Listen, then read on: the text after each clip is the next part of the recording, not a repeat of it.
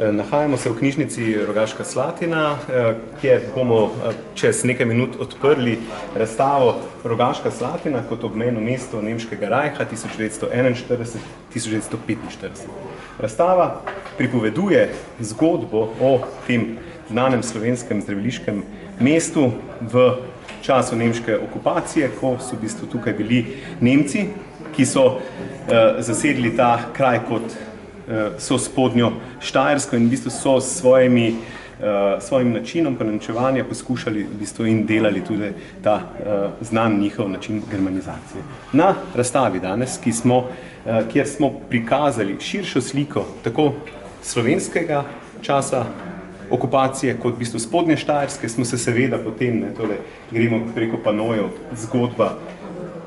Slovenije, predvsem s poudarkom na zgodbi okrog okupacijskih meja, ker je v bistvu razstava nastala v sklopu projekta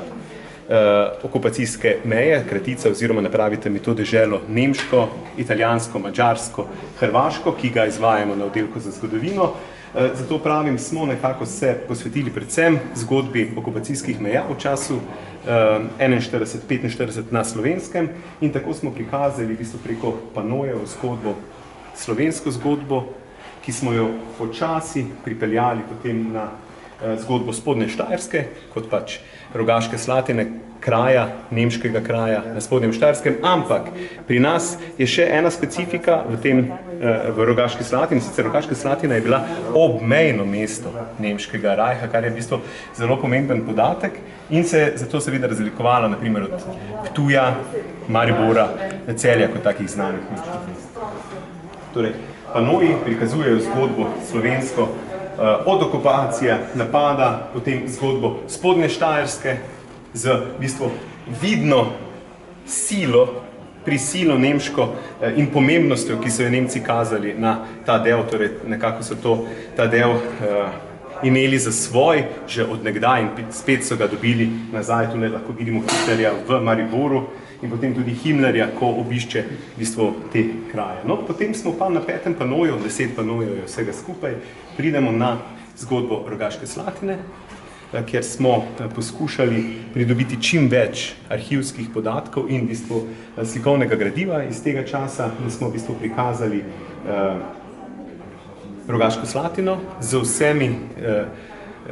dogodki, manjšimi, večjimi, ki so se dogajale v tem kraju, preko ponemčevanja, preko Schulvereina oziroma preko zgodbe, kako so Nemci germanizirali, seveda tudi preko šole, potem preko delovne in vojaške mobilizacije, ko so mlade štajerske fante poklicali prisilno, seveda, v nemško vojsko in teh je bilo v Rogaški Slatini zelo, zelo veliko in tudi zelo, zelo veliko se jih ni vrnilo iz vojne, ker so padli na ruski fronti in kje drugi. Potem pa počasi v sklopu razstave prehajamo na zgodbo obmejnega mesta, torej Rogaška Slatina kot obmejno mesto, kjer smo prikazali, v bistvu, zakaj je to takšna specifika. Torej, Rogaška Slatina leži ob reki Sotli, reka Sotla je tedaj mejila NDH, torej neodvisno državo Hrvaško in nemški rajh, torej Nemčijo, in zato je seveda posledično Nemčija svojo mejo zaščitila z žičnimi ograjami, z minskimi polji in seveda utrdila, stražila ta prostor. In to smo prikazali, torej kako je meja izgledala, kje so bili delovna taborišča oziroma delovni tabori, kjer so Nemci imeli svoje prisilne delavce. In potem proti koncu seveda v bistvu lokalno zgodbo preprostega, navadnega človeka, ki je živel in bil soočen s to zgodbo, torej meje, kako prehajati mejo, kaj se zgodi, če imaš na drugi strani zemljo in tako naprej, in to v bistvu kaže mejno prepustnico, potem zgodbo osebe, ki je v bistvu izgubila življenje ob prehodu ilegalnem preko meje, in zgodbo, kako so domačini tihotapili in se v bistvu na nek način preživljali, ker seveda je bilo obče pomankanje. Po drugi strani pa, kako so Nemci stražili to svojo mejo. Torej, Nemci so zastražili mejo, ne Hrvati. In na koncu, na zadnjem panoju, V bistvu